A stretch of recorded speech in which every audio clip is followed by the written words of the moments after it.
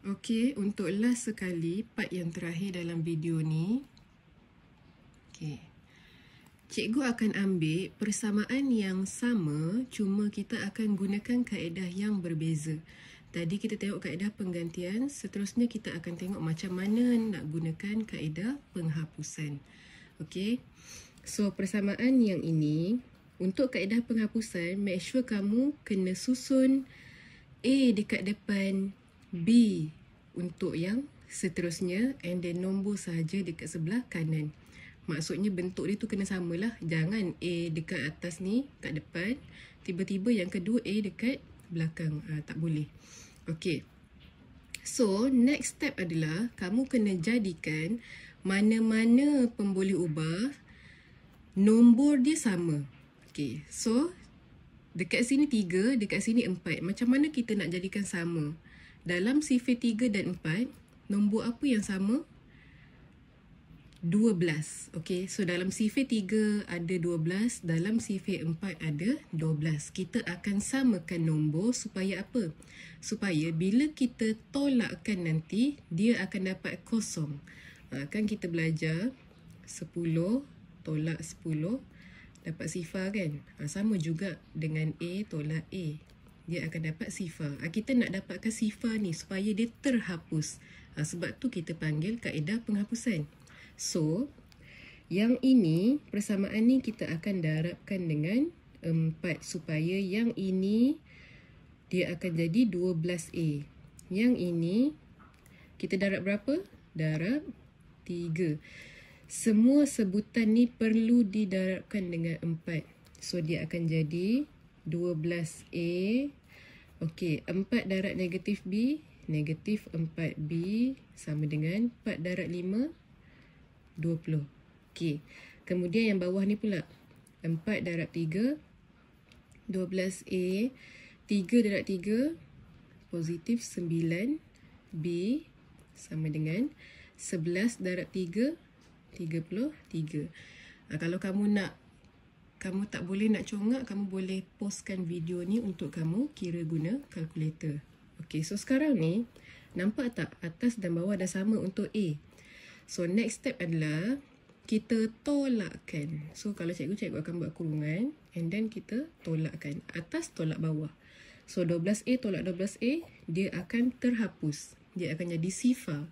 So, A dah tak ada. Kita akan tinggal B sahaja. So, dekat sini, kamu kena kira macam ni. Negatif 4B tolak 9B. Okey. Cikgu buat kat sini lah. Negatif 4B tolak 9B. Kenapa tolak? Sebab negatif dengan positif, dia akan jadi negatif. Yang ini kamu kena kira ni. Negatif 4 tolak 9. Negatif 13B.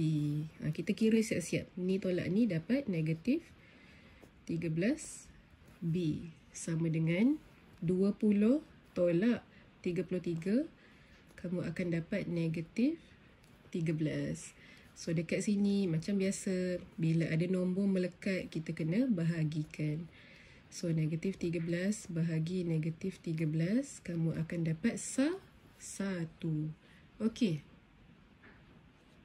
Maaf ya kalau video cikgu ni dia macam tak berapa nak sharp. Tak jelas.